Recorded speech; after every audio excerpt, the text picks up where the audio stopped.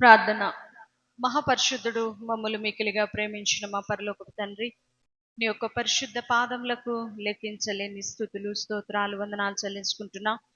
గడిచిన మరి మే నెలంతా మమ్మల్ని ఎంతో క్షేమముగాను సురక్షితంగాను కాపాడి ప్రభా, జూన్ నెల మీరు మాకు అనుగ్రహించి మొదటి ఆదివారం ఈ విధంగా నీ సన్నిధిలో నిన్ను ఆరాధించుటకు నీవు ఇచ్చిన కృపను బట్టి నీకు వందనాలు.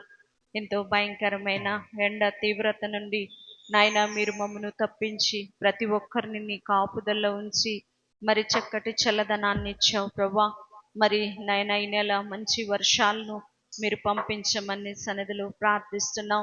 ముఖ్యంగా నాయన మరి ఆరాధన అంతటిని నీ యొక్క ఆత్మాధ్వర్యంలో నువ్వు జరిగించండి ప్రభా. పాటలను ప్రారంభిస్తుండగా ప్రభా, ఆరాధన ప్రారంభం నుండి చివరి వరకు నీవే ఉండి మహిమ పొందమని వేడుకుంటున్నాం. నిద్రాశక్తులను, అల్లరి శక్తులను మీరు బంధించండి. రావలసిన ప్రతి బిడను క్షేమముగా త్వరితంగా మీరు తోడుకు రమ్మని వేడుకుంటున్నానయ్యా. ఎవరు నిర్లక్ష్యము చేస్తూ ఉన్నారో వారి హృదయాల్లో నీవు కార్యములను చేయమని వేడుకుంటున్నానయ్యా. నాయన వారి హృదయాన్ని త్వరపెట్టి నీ సన్నిధికి నీవు తోడుకు రండి. అయ్యో దేవుడు గత నెలంతా కాపాడాడు.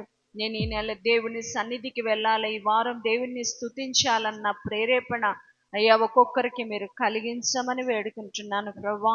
నాయన పాటలు పాడే బిడ్డలను నీ ఆత్మతో నాయన మరి నింపండి. వాయిద్యాలు వాయించే వారిని కూడా నీ ఆత్మతో నింపమని వేడుకుంటున్నానయ్యా. నాయన రజా నీవు వారిని నాయన అరచేతిలో చెక్కుకోమని నీ సన్నిధిలో ప్రార్థిస్తున్నావు. ముఖ్యంగా నాయన నీ దాసుని నిలవబెట్టి ప్రభా మాకు కావలసిన చక్కటి వర్తమానాన్ని దయచేయండి. వినగలిగే చెవులను, గ్రహింపగలిగే ఆత్మను మీరు మా కొరకు అనుగ్రహించండి. హెచ్చరికల ద్వారా కూడా మీరు మాతో మాట్లాడమని నీ సన్నిధిలో ప్రార్థిస్తున్నాను ప్రభా. మంచి సాక్ష్యములు మేము వినగలుగుటకు సహాయం చేయండి. మా ముందున్న బలారాధనను కూడా దీవెనకరంగా జరిగించండి. దానికి యోగ్యులుగాను అర్హులుగా ప్రభువా మమ్మును నాయన సిద్ధపరచమని వేడుకుంటున్నాం. ఏవైతే మాలో దాగి ఉన్నదో, నీకు ఇష్టం లేని ఆలోచనలు మాలో ఏమున్నవో ప్రవ్వా వాటిని సన్నిధిలో ఒప్పుకొని విడిచిపెట్టి ప్రవ్వా నాయనా తండ్రి నీ కరికరమును పొందుకొని వారుగా మీరు మమ్మల్ని ఉంచమని సన్నిధిలో ప్రార్థిస్తున్నానయ్యా. ముఖ్యంగా వాతావరణాన్ని నీ స్వాధీనంలో ఉంచుకొనండి నాయన. ఆరాధన ముగించి ఎవరి గృహాలకు వారు చేరేంత వరకు వాతావరణాన్ని నీ స్వాధీనంలో ఉంచుకొని నాయనా ఇది ఆరాధన అంతటిని నీ నామ మహిమార్థమై నీవే జరిగించి నీవు మహిమ తెచ్చుకోమని యేసు నామం పెరట బ్రతిమలాడి వేడుకొంచున్నాము తండ్రి, ఆమేన్. నడిపిస్తాడు నా దేవుడు, శ్రమలోనైనా నన్ను విడువడు. నడిపిస్తాడు నా దేవుడు, శ్రమలోనైనా నన్ను విడువడు. అడుగులు తడబడినా, అలసట పైబడినా, అడుగులు తడబడినా, అలసట పైబడినా, చేయి పట్టి వెన్ను తట్టి చక్కని ఆలోచన చెప్పి, చేయి పట్టి వెన్ను తట్టి చక్కని ఆలోచన చెప్పి నడిపిస్తాడు నా దేవుడు, శ్రమలోనైనా నన్ను విడువడు. నడిపిస్తాడు నా దేవుడు, శ్రమలోనైనా నన్ను విడువడు. అంధకారమే దారి మూసిన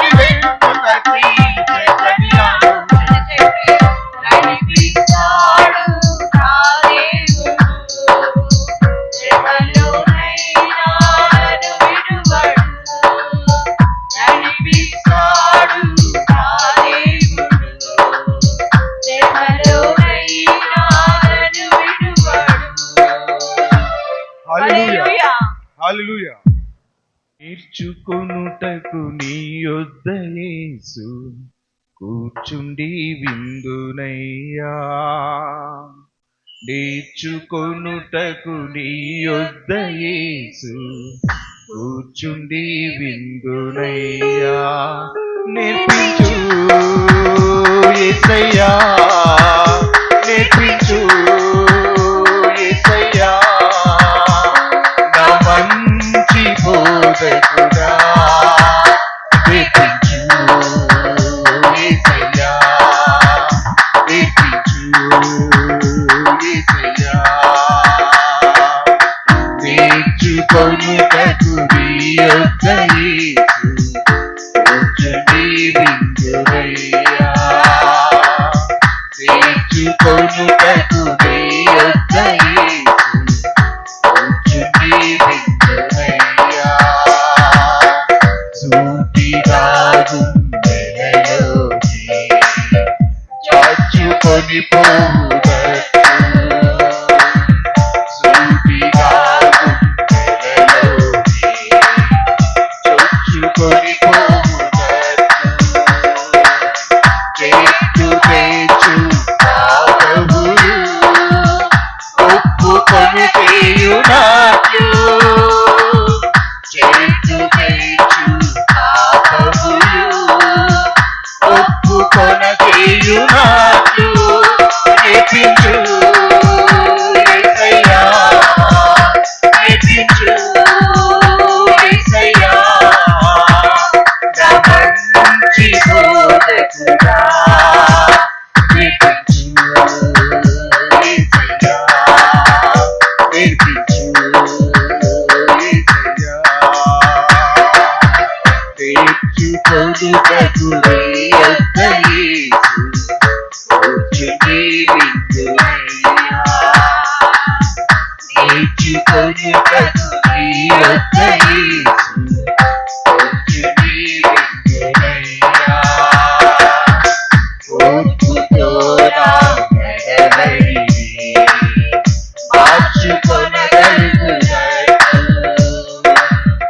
ఓర్పుతో నా నడవడిని మార్చుకొనగలుగునట్లు, నేర్పుతో శాశ్వత సిరిని కూర్చుకొనగలుగునట్లు, నేర్పుతో శాశ్వత సిరిని కూర్చుకొని వెలుగునట్లు నేర్పించు యేసయ్యా, నేర్పించు యేసయ్యా, నా మంచి బోధకుడా. నేర్పించు యేసయ్యా, నేర్పించు యేసయ్యా. నేర్చుకొనుటకు నీ యొద్ద యేసు కూర్చుండి విందునయ్యా. నేర్చుకొనుటకు నీ యొద్ద యేసు కూర్చుండి విందునయ్యా. హల్లెలూయా, హల్లెలూయా. ఓ నేస్తమా, ఈ శుభవార్త తెలియునా? ఓ నేస్తమా, ఈ శుభవార్త తెలియునా? నన్ను ప్రేమించేవారొకరున్నారని వాస్తవం తెలియునా? నేను రక్షించువాడు యేసయ్యేనని సత్యం తెలియునా? నన్ను ప్రేమించువాడు నన్ను రక్షించువాడు యేసయ్యేనని సత్యం తెలియునా? ఓ నేస్తమా, ఈ శుభవార్త తెలియునా? ఓ నేస్తమా, ఈ శుభవార్త తెలియునా?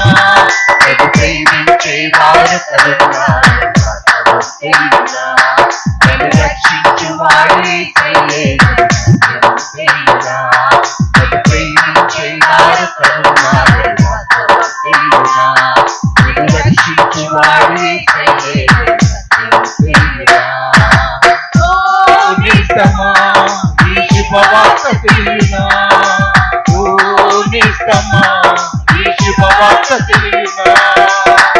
నీవు నమ్మిన వారే మోసంతో నీ గుండెనే చీల్చిన నీ సొంత జనులేని ఆశల మేడలు అన్నీయు కూల్చిన నీవు నమ్మిన వారే మోసంతో నీ గుండెనే చీల్చిన నీ సొంత జనులేని ఆశల మేడలు అన్నీయు కూల్చిన ఊహించనిది జరిగిన అవమానం మిగిలిన ఊహించనిది జరిగిన అవమానం మిగిలిన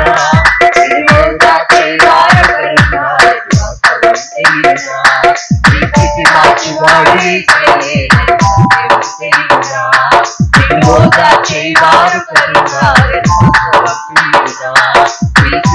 మార్చువాడే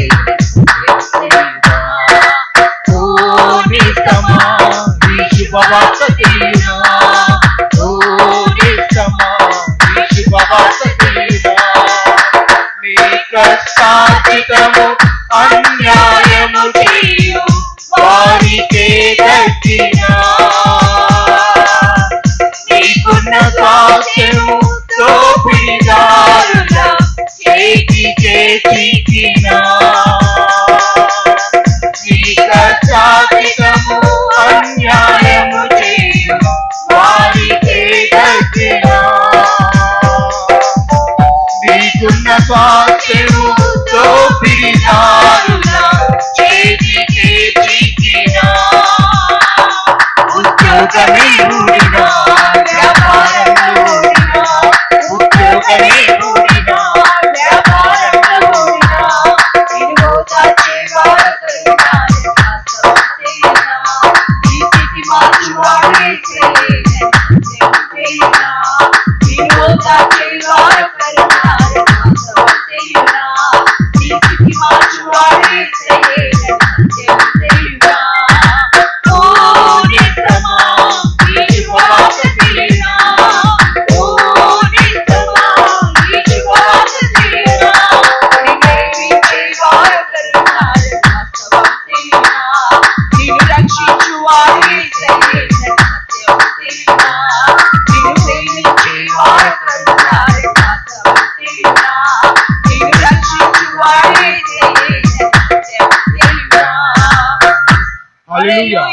హల్లెలూయా. బీడున్న మిద్దున్నా పెద్ద గద్దె మీద నీవున్నా నీలో ఏ సన్న లేకున్నా నీకున్నదంతా సున్నా నీలో ఏ సన్న లేకున్నా నీకున్నదంతా సున్నా బీడున్నా పెద్ద గద్దె మీద నీవున్నా నీలో ఏ సన్న లేకున్నా నీకున్నదంతా సున్నా నీలో ఏ సన్న లేకున్నా నీకున్నదంతా సున్నా బీడున్నా పెద్ద గద్దె మీద నీవున్నా నీలో ఏ సన్న లేకున్నా నీకున్నదంతా సున్నా నీలో ఏ సన్న లేకున్నా నీకున్నదంతా సున్నా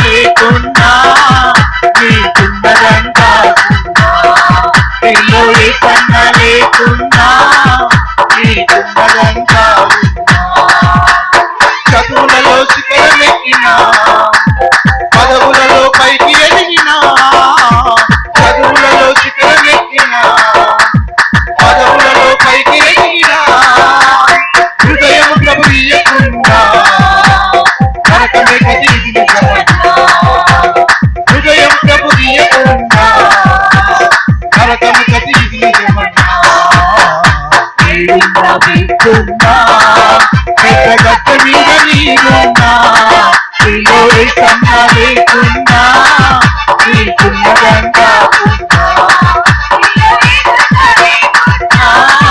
నీకున్నదంతా సున్నా. నీడున్న లేకున్నా పెద్ద గడ్డ మీద నీవున్నా నీలో ఏసన్న లేకున్నా నీకున్నదంతా సున్నా. నీలో ఏసన్న లేకున్నా నీకున్నదంతా సున్నా. నీలో ఏసన్న లేకున్నా నీకున్నదంతా సున్నా. నీలో ఏసన్న లేకున్నా నీకున్నదంతా సున్నా. హల్లెలూయా. దేవునికి అనేక కోట్ల స్తుతులు చెల్లిస్తూ ఉన్నాం. కేవలం మనం ఇలాగూ ఆరోగ్యవంతులుగా క్షేమంగా ఉన్నామంటే దేవుని మహాకృప. మనందరి ఎడల ఆయన కృప చూపుతున్నాడని నమ్మిన వారు దేవునికి స్తోత్రం చెప్పి చేతులెత్తి దేవుని స్తుతిద్దాం. హల్లెలూయా, హల్లెలూయా. గొప్ప దేవుడు మనలను కంటికి రెప్పలాగా కాపాడుతూ ఉన్నాడు. దానికి మనము ఎంత కృతజ్ఞులమై ఉండాలంటే అండి, మన మనసులోనూ మన గుండెల్లో ఉండవలసింది దేవుణ్ణి మర్చిపోకూడదు. చాలా మంది దేవుణ్ణి మర్చిపోయి వారి యొక్క సొంత పనుల్లో మునిగిపోతూ ఉన్నారు. దానివల్ల వచ్చే ఏమీ లేదు. దేవుణ్ణి విడిచి నువ్వు ఏ పని చేసినా అది ఫలితం ఏమి ఉండదు. దేవుని సమయాన్ని దేవునికి ఇచ్చేయాలి. అప్పుడు మిగిలిన సమయం అంతటిని దేవుడు నీకు ఆశీర్వదిస్తాడు. ముందేమో మన పని చూసుకుని తర్వాత దేవుని పని అంటే కాదు. ముందు దేవుని పని, తర్వాత మన పని. గత 3 వారాల నుండి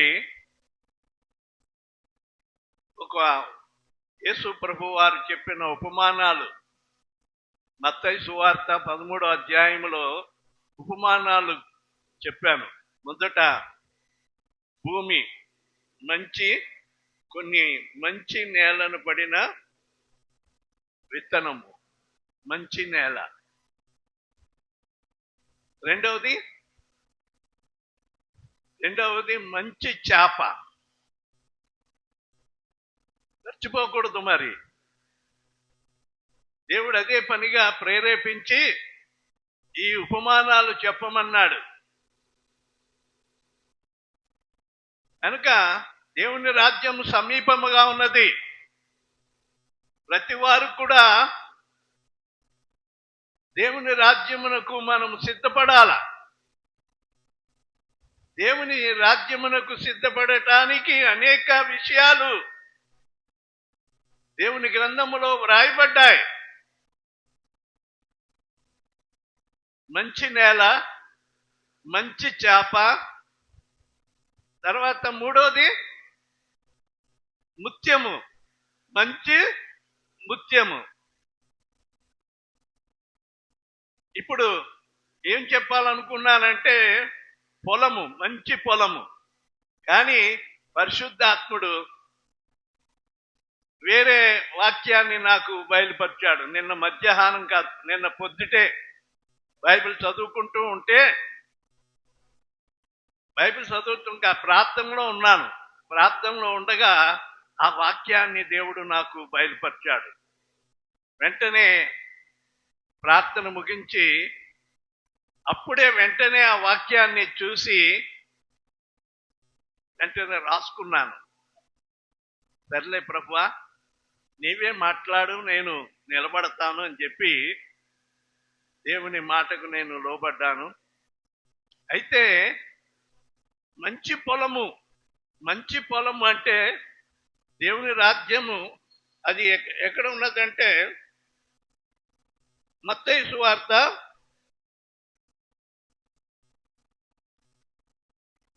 13వ అధ్యాయము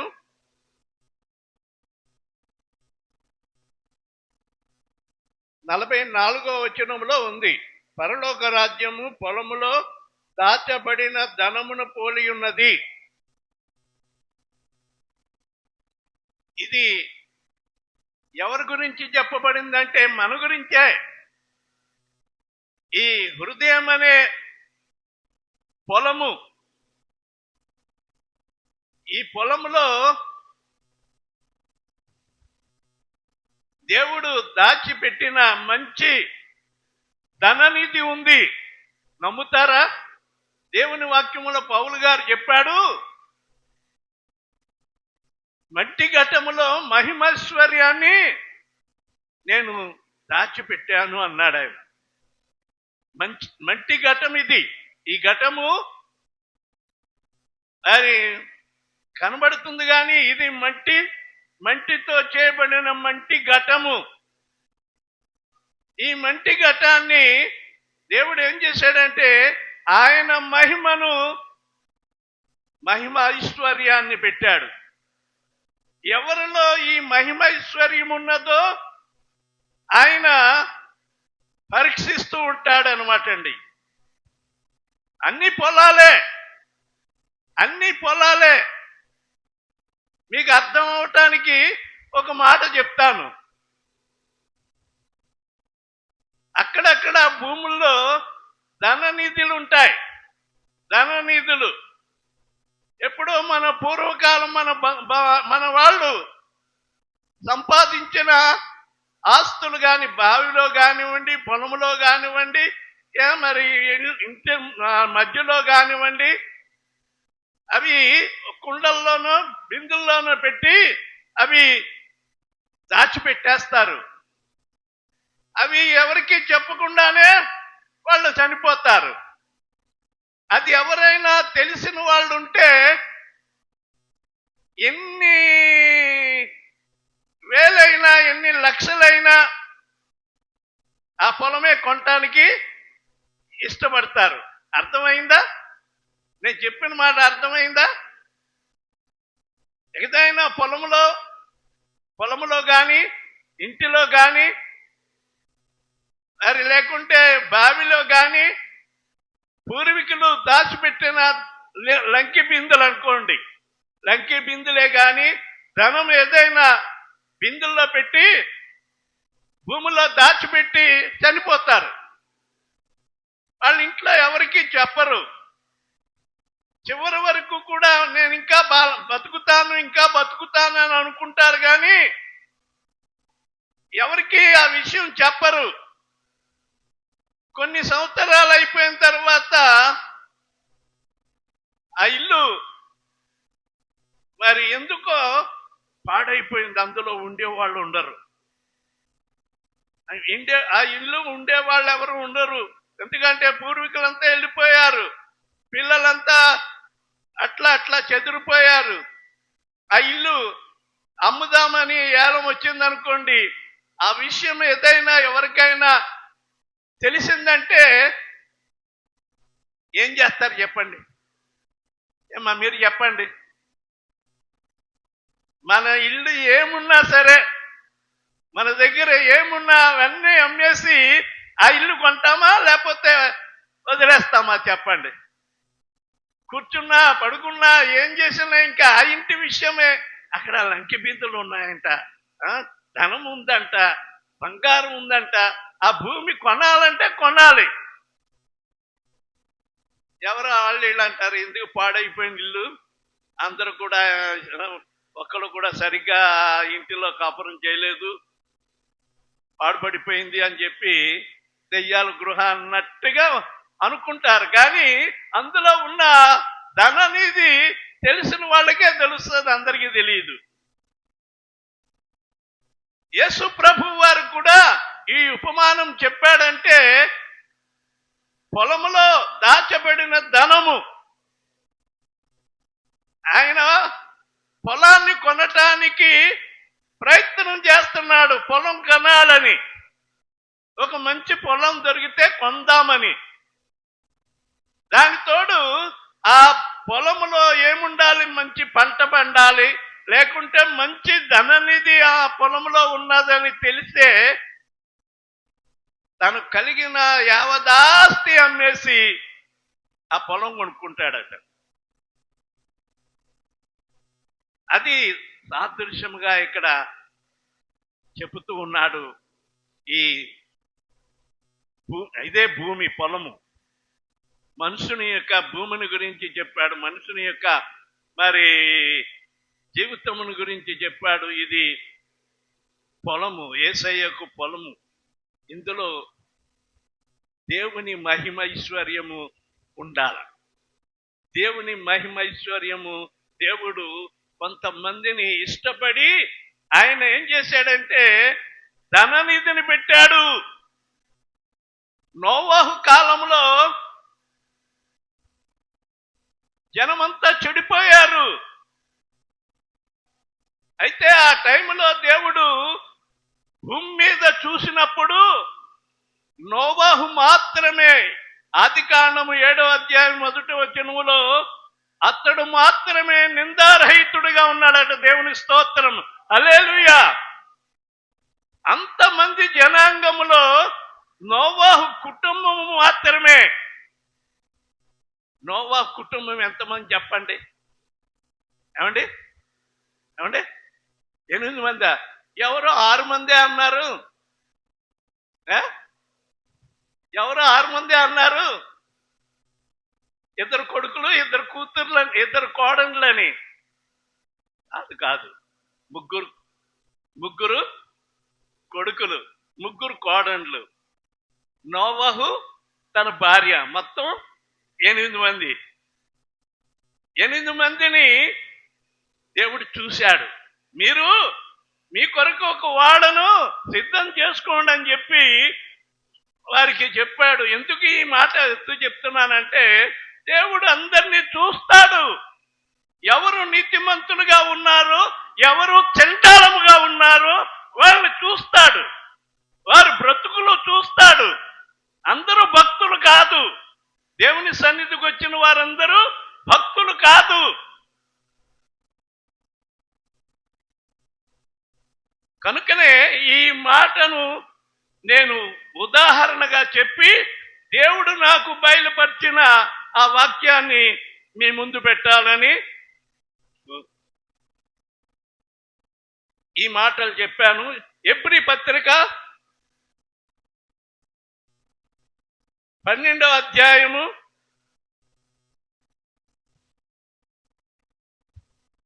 12 లాస్ట్ లో ఉంటుంది. కొత్త నిబంధన గ్రంథంలో ఉంటుంది ఎబ్రీ పత్రిక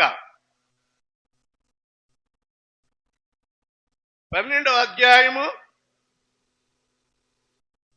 15 నుండి 3 వచనాలు చదువుదాం. మీలో ఎవడైనను దేవుని కృపను పొందకుండా తప్పిపోవునేమో అనియు చేదైన వేరు ఏదైనను మొలిచి కలవరపరచుట వలన అనేకులు అపవిత్రులైపోతురేమో అని అనుకుంటున్నానని పౌలు గారు ఈ ఎబ్రీ సంఘానికి ఈ ఉత్తరం రాస్తూ ఏమన్నా, మీలో ఎవరైనా సరే రక్షింపబడిన వారు కానివ్వండి, మరి రక్షింపబడని వారు కానివ్వండి, దేవుడు అందరినీ చూస్తూ ఉన్నాడు. ఏ పొలం ఎలాగుందో ఆయన చూస్తూ ఉన్నాడు. మందిరానికి వచ్చిన వాళ్ళందరూ పరిశుద్ధులని నేను చెప్పను. ఎందుకంటే ఇందాక ఎప్సమ్మ 24వ కీర్తన చెప్పింది, యెహోవా పర్వతమునకు ఎక్కదగిన వాడెవడు? ఏమండి, మందిరానికి వచ్చిన వాళ్ళందరూ ఎక్కేస్తారా? అన్ని లక్షల మంది సినాయి పర్వతం దగ్గర ఇశ్రాయేలీలందరూ ఉన్నారు. వారందరినీ విడిచిపెట్టి దూరంగా వాళ్ళు ఈ పర్వతానికి దూరంగా ఉండాలి. ఎందుకంటే ఈ పర్వతం మీద పరిశుద్ధుడైన దేవుడు దిగి వచ్చాడు. నీవు ఒక్కడవే, వెంట ఎవరిని పెట్టుకుని రావద్దు, నీవు ఒక్కడవే కొండ ఎక్కి రమ్మని చెప్పి ఎవరికి చెప్పాడు? మోషేకి చెప్పాడు. చివరికి మోషే అన్న అహరోను కూడా కింద ఉన్నాడు. వాళ్ళందరూ పాలెము వెలుపల ఎక్కడో ఉన్నారు గుడారాల్లో వేసుకుని. ఈయన మాత్రం సీనాయి పర్వతం మీదకి ఎక్కాడు. ఎందుకంటే మోషే నాయకుడిగా దేవుడు ఏర్పరచుకున్నాడు. ఆ తరము వారిలో మోషే ఇల్లంతట్లో నమ్మకమైన వాడని తను చదివాడు, తను గుర్తించాడు. మోషేని ఒక్కడవే సీనాయి పర్వతం మీదకి రమ్మని చెప్పాడు. మరి ఈయన పైకి ఎక్కాడు. 2 రోజులకో 3 రోజులకో వచ్చేయాలి కదండి. 40 సంవత్సరాలు 40 దినాల ఏమండి చెప్పండి అయ్యా. 40 దినాలు ఉపవాసం ఉన్నారు కదా. 40 దినాలు ఉపవాసం ఎందుకున్నారు వాళ్ళకి తెలియాలి. ఏమనంటే శ్రమల దినాలు. ఆయన శ్రమ పడితే నువ్వు ఉపవాసం ఏంటి? మరి నువ్వు ఎప్పుడైనా ఉపవాసం ఉండి ప్రార్థన చేసావా? దేవా నన్ను రక్షించుకో, నన్ను బాగా జ్ఞాపకం చేసుకో, నన్ను ఆశీర్వదించు, నీ రాజ్యానికి నన్ను సిద్ధపరచు అని చెప్పి మరి ఎంతమంది ప్రార్థన చేసుకున్నారు? ఊరికే ఉపవాసం ఉంటే ఏమీ ప్రయోజనం లేదు. ఎవరన్నా వచ్చి గుళ్ళో ప్రార్థన చేసుకుంటారేమో అంటే కనీసం ఉపవాసం ఉన్న వాళ్ళు కూడా వచ్చి ప్రార్థన చేసుకోలేదు. ఏమండి, నామకార్థ క్రైస్తవులు రైట్ కదండి. ఈ 40 రోజులు మాంసం తినరు, ఈ 40 రోజులు మరి నీసు అనేది దగ్గరికి రానివ్వరు, పెళ్ళిళ్ళు చేయరు, ఏమండి మరి ఏ శుభకార్యాలు చేయరు ఇంట్లో. ఇంకా ఏం చేస్తారంటే ముఖ్యంగా గుడిలోకి వెళ్ళి సిలువని ధ్యానిస్తారు. ఉదయం సాయంకాలం తెల్లారు 5 గంటలకే గుడిలోకి వచ్చేసి మరి ప్రార్థన చేసుకుంటూ ఆ సిలువ ధ్యానాలు ఒక అర్ధగంట పాస్టర్ గారు యేసు ప్రభు సిలువ శ్రమల గురించి చెప్తా ఉంటే వాళ్ళు కూడా కళ్ళంట నీళ్లు పెట్టుకుని హృదయం అంతా కరిగిపోతుంది. అది ఎంత కరిగిపోతుందో ఎంత తరిగిపోతుందో నాకు తెలియదు, కానీ వాళ్ళంతా పట్టుదలగా చేస్తున్నారు. మనము చేద్దామని చేసే మంచిదే, కానీ ఎంతమంది ఉపవాసం ఉన్నారో దేవుడు చూస్తున్నాడు. ఎంతమంది దేవుణ్ణి వేడుకుంటున్నారు. మంచి తప్పు పట్టట్లేదు, దేవుడు వారిని దీవించుగాక. అయితే ప్రియమైన వారులారా, ప్రతి ఒక్కరిని ఆయన చూస్తూ ఉన్నాడు. నోవహునే చూశాడు, మరి మోషేను చూశాడు. ఇక్కడ మీలో ఎవడైనను దేవుని కృపను పొందకుండా తప్పిపోదురేమో. ఏమండి, దేవుని కృపను పొందుకోవటానికి మనము సిద్ధంగా ఉన్నామా? దేవుని కృపను పొందుకోవటానికి యోగ్యులుగా ఉన్నామా? అయ్యా, పళ్ళలో పాలు పొందుతున్నాం కదండి. నేను బాప్తీసం తీసేసుకున్నాను, పేరు కూడా మార్చుకున్నాను, నేను ప్రతి ఆదివారం గుడికి వస్తున్నాను. అవన్నీ సాకులు వద్దండి. గుడికి మంచిదే, రండి, గుడికి రావాలి. నీవు గుడికి రాకపోతే దేవుడు లెక్క అడుగుతాడు. నువ్వెందుకు ఈ వారం నువ్వెందుకు రాలేదు? ఒక్క వారం కూడా ఆయన వదిలిపెట్టాడు. నన్ను ఆరాధించడానికి నీకు బరువు అయిపోయిందా? నీ కొరకు నేను ఇంత శ్రమపడి ఆ శిలువ మీద ఎంత యాతన పడ్డాను. నేను శ్రమపడి నిన్ను విడిపించాను, నీకు రక్షణ ఇచ్చాను, కానీ నేనంటే నీకు లెక్కలేదు, నీ పనులే ఎక్కువైపోని అని చెప్పి ఆ రోజున ఏం చేస్తాడంటే లెక్క ఒప్ప చెప్తాడంట. అది ఇక్కడే ఈ ఎబ్రీ పత్రికలోనే ఉంది. దాని మళ్ళీ అది వేరే, నాకు మరి లైన్ తప్పిపోతాను. నేను చెప్పవలసిన విషయాలు కొన్ని చెప్పేసి నేను ముగించేస్తాను. ఆయన లెక్క అడుగుతాడు, తప్పనిసరిగా లెక్క అప్పచెప్పించుకుంటాడు ప్రతి వారిని. పాస్టర్ గారు నన్ను కూడా వదిలిపెట్టాడు. ఇంతకాలం సేవ చేసావు కదా, మరి ఎన్ని ఆత్మలను పట్టుకున్నావు, ఎన్ని ఆత్మలను సక్రంగా నడిపించావు. ప్రతి వారిని ప్రతి ఆదివారం ఎవరెవరు వస్తున్నారో ఆయన చూస్తాడు. ప్రతి ఆదివారం ఎవరెవరు ఎగరగొడుతున్నారో చూస్తాడు. అందుకనే ఈ మాట అంటాడు, ఎవడైనను, ఏమండి, ఎవడైనను దేవుని కృపను పొందకుండా తప్పిపోనేమో. దేవుని కృప ప్రతి ఒక్కరికి దేవుని కృప చూపుతున్నాడు. బైబిల్లో దేవుని కృపను పోగొట్టుకున్న వాళ్ళు చాలా మందిని నేను మీకు చూపించగలను, కానీ సమయం లేదు. మొట్టమొదటి రాజు ఎవరండి? ఇశ్రాయేలీయులకు మొట్టమొదటి రాజు సౌలు. గాడిదలను వెతకటానికి వెళ్ళిన సౌలుకి దేవుడు యేసు ప్రభు దేవుడు సమూయేలు దగ్గరికి నడిపించాడు. సమూయేలు ఆ టైంలో తైలపు బుడ్డి పట్టుకుని నా దగ్గరికి వచ్చే మరి దేవుడు పంపించే మనుషుని నేను రాజుగా అభిషేకిస్తానని అతడు ఎదురు చూస్తున్నాడు. ఇతనికి తెలియదు. చాలా దూరం వెతికి వెతికి గ్రామాలన్నీ వెతికి గాడిదలు తప్పిపోయినాయి అంట. తన తండ్రి కీసు బాగా ధనవంతుడు అనమాట అండి. ఆయన గాడిదలు తప్పిపోతే వెతకటానికి పనివాణ్ణిచ్చి కొడుకునిచ్చి పంపించాడు. ఒక్కొక్క గ్రామాన్ని వెతుక్కుంటూ వెతుక్కుంటూ వెతుక్కుంటూ వెళ్ళి చివరికి గాడిదలు ఎక్కడున్నాయో దొరకలేదు.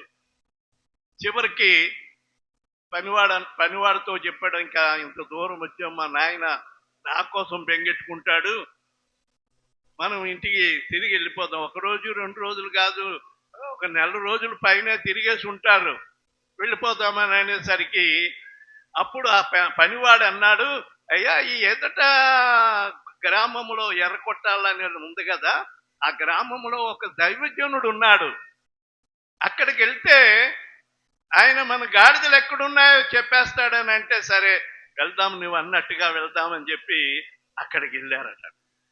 అక్కడికి వెళ్ళేసరికి అక్కడ ఎవరున్నారు? సమూయేలు. ఇందాక చెప్పాను కదండి, తైల బుడ్డి పట్టుకుని కూర్చుని ఉన్నాడు. రానే వచ్చాడు. ఎవరిని అడిగాడు? సరిగ్గా సమూయేలునే అడిగాడు. ఆ యొక్క సౌలు, అయ్యా ఇక్కడ సమూయేలు అంట దైవజనుడు ఎక్కడున్నాడని అంటే, ఏం కథ అని చెప్పంటే అప్పుడు చెప్పాడు అనమాట. సర్లే నువ్వు లోనుకొచ్చి ఆ కాళ్ళు కడుక్కుని లోనుకు రా అని చెప్పి అధిక మర్యాదలు చేస్తున్నాడు. ఎవరు? సమూయేలు. అధిక మర్యాద ఏంటి? నేను గాడిదలు పోయి నేను వెతకటానికి వస్తే ఆయన లోపలికి పిలిచి కాళ్ళు కడుక్కోవటానికి నీళ్ళిచ్చి మరి కుర్చీ వేసి కూర్చోమన్నాడు. ఏమిటా అని చెప్పి, సరే నీ గాడిదలు ఎక్కడ ఉన్నాయి నేను చెప్తాను, కానీ పలానా చోట ఉన్నాయి, తర్వాత చెప్తాను, కానీ దేవుడు నిన్ను రాజుగా అభిషేకించమన్నాడని రాజుగా అభిషేకిస్తే ఎన్నిక లేని ఆ సౌలును ఇశ్రాయేలు ప్రజలైన వారి మీదకి నాయకుడిగా దేవుడు ఎన్నుకున్నాడు. అది సమూయేలు చెప్పాడు, బాబు నీవు దేవుని ప్రజలైన ఇశ్రాయేలీయులను పరిపాలించడానికి నిన్ను రాజుగా అభిషేకించాను. ఇప్పటి నుండి నీవు ఇశ్రాయేలీయులకు రాజుగా ఉంటావు. నీవు దేవుని చిత్తాన్ని నెరవేర్చాలి, దేవుని మాట ప్రకారంగా ఉండాలి, యథవ పనులు మాత్రం చెయ్యొద్దు. ఖండితంగా చెప్పాడండి. ఎందుకంటే మనం మనుషుల బుద్ధి ఏమిటంటే భక్తిగానే ఉంటాం, కన్ను పక్కనేస్తాం. ఎవరు బాగుంది, అమ్మాయి ఎవరు బాగున్నారు, అబ్బాయి ఎవరు బాగున్నారు, మీరు కాదండి. కొన్ని చర్చిల్లో జరిగే సంగతులు ఇవి. యథవ పనులు మనం చేయకూడదు, పనికిమాలిన పనులు చేయకూడదు. దేవుడు చూస్తున్నాడు, ప్రతి ఒక్కరిని చూస్తున్నాడు. ఎవరు ఏ మంచి పాత్రలుగా ఉన్నారు, ఎవరు ఏ చెడ్డ పాత్రగా ఉన్నారు. దేవుడు సౌలుకి చెప్పాడు, సమూయేలు అయితే అలాగే ఉంటాను బాబు, చిత్తం అండి అని అన్నాడు. రాజుగా అయిన తర్వాత రాజుగా స్థిరపరచబడ్డాడు. అయితే రాజు అయిపోయిన తర్వాత ఈయనకి కొంచెం కొమ్ములు వచ్చినాయి. నేనే కదా ఇంతమంది ప్రజలను పరిపాలించడానికి రాజునని చెప్పుకుని గర్వం వచ్చింది అనమాట అండి. గర్వం వచ్చింది. ముందు ఏమొస్తుందండి? ఐశ్వర్యం వచ్చింది అనుకోండి, ఏమొస్తుందమ్మా? ఐశ్వర్యం వచ్చిందంటే గర్వం వస్తుంది. సౌలుకి ఐశ్వర్యం కలిగింది. గాడిదలు మేపుకునేవాడికి సింహాసనం మీద కూర్చోబెడితే యదో పనులు చేసి దేవుని ఆజ్ఞను తిరస్కరించాడు.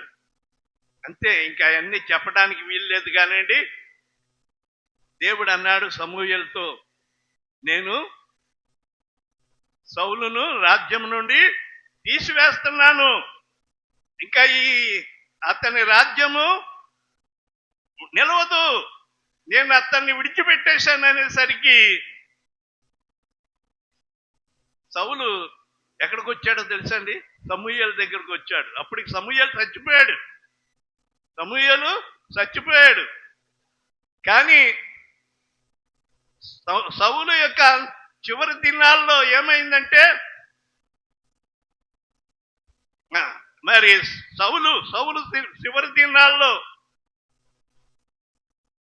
సమూయేలు సలహా ఇచ్చేవాడు లేడు, దైవజనుడు ప్రార్థన చేసే వాళ్ళెవరూ లేరు. ఈయన రాజు కదా, దేవుని చేత అభిషేకింపబడినవాడు కదా, ప్రార్థన చేసుకోవచ్చు కదా. ఏమండి, అయ్యగారు మీరే ప్రార్థన చేయండి అంటారు. ఏమ్మా నీకు చేత రాదా? ఎప్పుడు ఇంకొకరి మీద అనుకునేదేనా? నీ బిడ్డల కొరకు నువ్వు ప్రార్థన చేయి, నీ కొరకు నువ్వు ప్రార్థన చేయి. ప్రార్థన చేసి మనము మన కుటుంబాన్ని కాపాడుకోవాలా. సౌలు చచ్చిపోయిన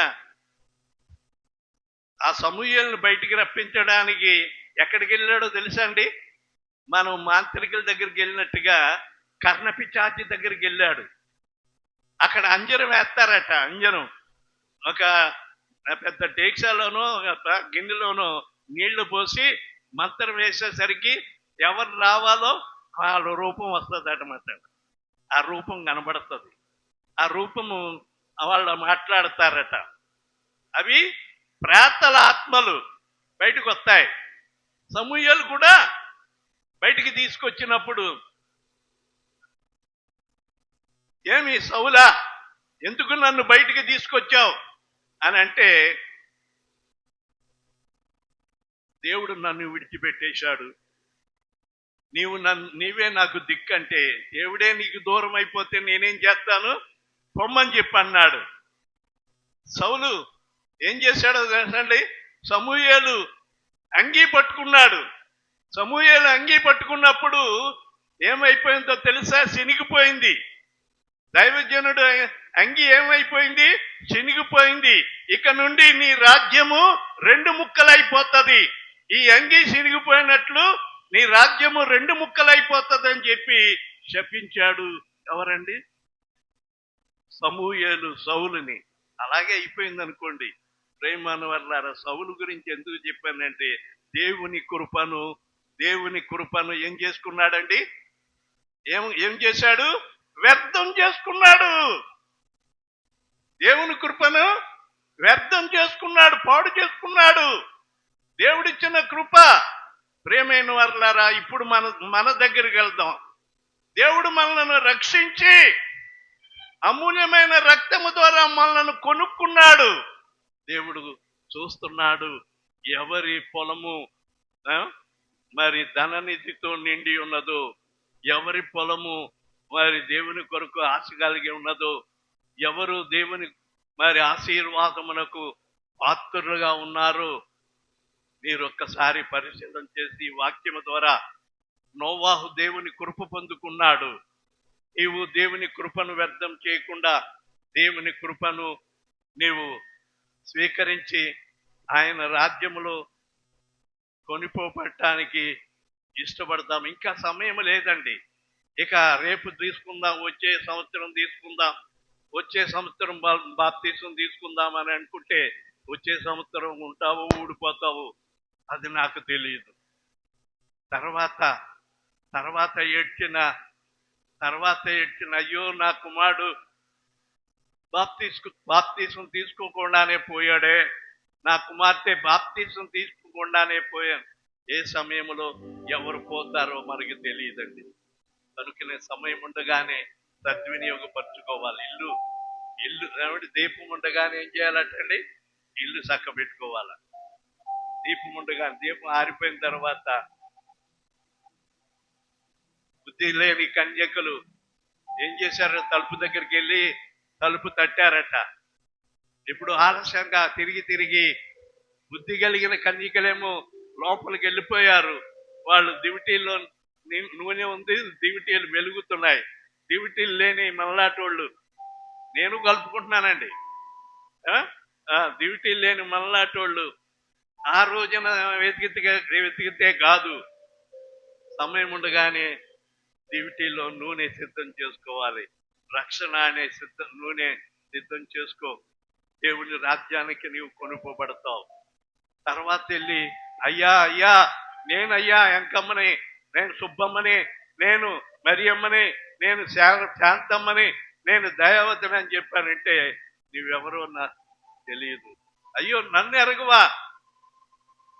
30 ఏళ్ళు విశ్వాసిని, 40 ఏళ్ళు విశ్వాసిని, అయ్యగారు ఈ ఊరికి వచ్చిన నాటి నుండి నేను విశ్వాసినే, నన్ను ఎరగవా అని అంటే అక్రమము చేయవారులారా, నేను ఎరగను మిమ్మల్ని.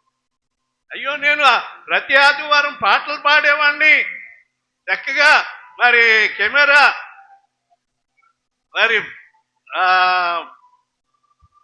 షూట్ చేసేవాడిని, వాద్యాలు వాంచేవాడిని అని ఇలాగే ఎన్ని చెప్పినా ఆయన ఒప్పుకోడండి, ఒప్పుకోడు. నీ మనసును చూస్తాడు. నీ హృదయములో ధననిధి ఉన్నదా? దేవునికి చోటు ఇచ్చావా? దేవుని కొరకు జీవిస్తున్నావా? అయ్యా యవనస్తుడా, దేవుని కొరకు నీవు నిలబడు, దేవుని కొరకు నిలబడు. సమయం అయిపోయిన తర్వాత ఏసావు ఏడ్చాడు. ఎంత ఏడ్చినా అతనికి మరలా అవకాశము లేదు. దేశదిమ్మరిగా అతడు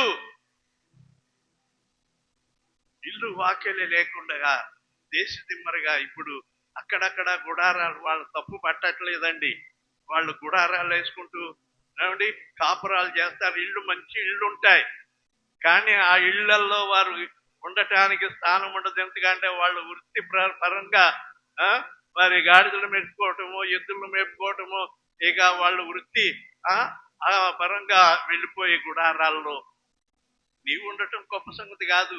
అబ్రహామే, ఆ కోటీశ్వరుడు అబ్రహామే గుడారాల్లో ఉన్నాడు. ఎందుకంటే ఆ పరలోక రాజ్యములో పునాది కలిగిన పట్టణం అది. పునాది కలిగిన ఆ పట్టణములో ఆయన దాని కొరకు ఎదురు చూశాడు. అటువంటి అవకాశాన్ని మనము జారవిడుచుకోకూడదు. తర్వాత అయ్యో అందరూ ఎత్తబడ్డారే, నేను విడవబడ్డానే అని నెత్తి నోరు కొట్టుకున్న ఏం ఫలితం లేదండి. దేవుని దాసుల ద్వారా పదే హెచ్చరిస్తూ ఉన్నాడు. దేవుని మాటలు వినిపిస్తూ ఉన్నాడు. ఆ మాటలు మీరు నిర్లక్ష్యం చేస్తే రాబోయే ఉగ్రత నుండి తప్పించుకోలేరు. కనుక దేవుని అంగీకరించుటకు ఈ పొద్దే మీ మనసును దేవునికి అప్పగించండి. దేవుని రక్షణ పొందుకోండి. దేవుడు మిమ్మను దీవించును గాక. ఆమేన్. చేసుకుందాం. పరిశుద్ధుడైన మా తండ్రి, ప్రేమ కలిగిన మా ప్రభువా, ఇంతవరకు ఆరాధనలో మీరు మా మధ్య నుండి చక్కని వర్తమానము ద్వారా మీరు మాతో మాట్లాడినారయ్యా. మీకు వందనాలు తండ్రి. మా ప్రభువా, మా ఎదుట దేవుని కృపను గురించి నాయనా మీరు మాకు తెలియచేశారయ్యా. ప్రతి ఒక్కరిని నాయనా దేవుని కృప అనుగ్రహించి నాయనా నీ రాకడకు, నీ రాజ్యానికి వారసులుగా చేయాలని నాయనా మా ప్రభువా హెచ్చరిస్తూ ఉన్నారు. గత 4 వారాల నుండి మేము హెచ్చరిక పొందుతూనే ఉన్నామయ్యా. రక్షణ దినము నాయన సుదినము మా ప్రభువా, నిన్ను అంగీకరించే మంచి నాయన శుభదినము మా ప్రభువా. ఈ సమయాన్ని మేము పోగొట్టుకుంటే యేసావును మా ముందు పెట్టావు. తను నాయన నీ కృపను వ్యర్థం చేసుకున్నాడయ్యా. నీవిచ్చిన కృపను వ్యర్థం చేసుకున్నాడు.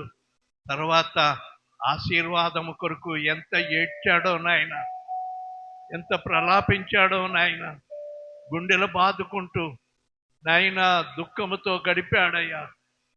అన్ని శాపములే గాని ఒక్కటి కూడా ఆశీర్వాదము లేదయ్యా. అటువంటి శాపాలు మా మీదకి రాకుండా ఉండాలంటే నీవిచ్చిన కృపను మేము వ్యర్థం చేసుకోకుండా దాన్ని జాగ్రత్తగా కాపాడుకొనుటకు సహాయం చేయండి.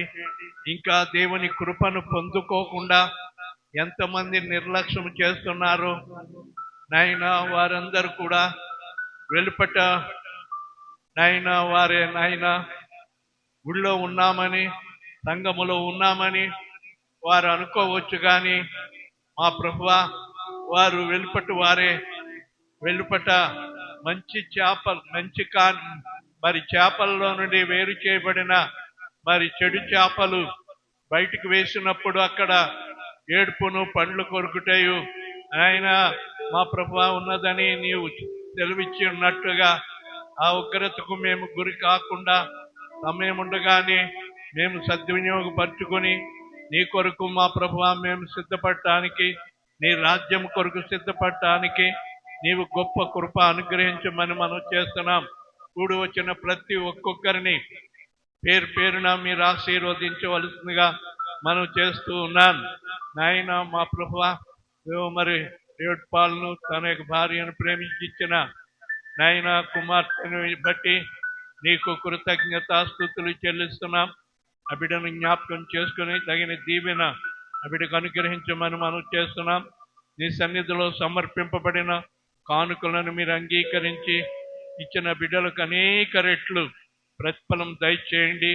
ఈ వారంలో జరగబోయే కార్యక్రమాలన్నిటిలో కూడా మీరుండి మహిమ పొందమని యేసయ్య నామములో వేడుకొనుచున్నాను తండ్రి. ఆమేన్. రాజనీకే స్తుతి స్తోత్రములు, గీతములు మంగళధ్వనులు.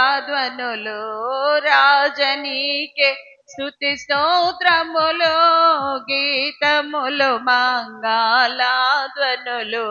శుభము శుభము శుభము నిత్యము, హల్లెలూయా ఆమేన్ ఆమేన్. శుభము శుభము శుభము నిత్యము, హల్లెలూయా ఆమేన్ ఆమేన్. స్తోత్రింతుము నిన్ను మాదు తండ్రి, సత్యముతో ఆత్మతో నెప్పుడు. మన తండ్రి అయిన దేవుని ప్రేమ, ప్రభు అయిన యేసుక్రీస్తు వారి యొక్క కృప, పరిశుద్ధాత్మని యొక్క నిత్య సహవాసము కూడి వచ్చిన మనందరికీ సదా తోడైండును గాక. ఆమేన్ ఆమేన్. God bless you. దేవుడు మిమ్మల్ని దీవించుగాక. ఆమేన్.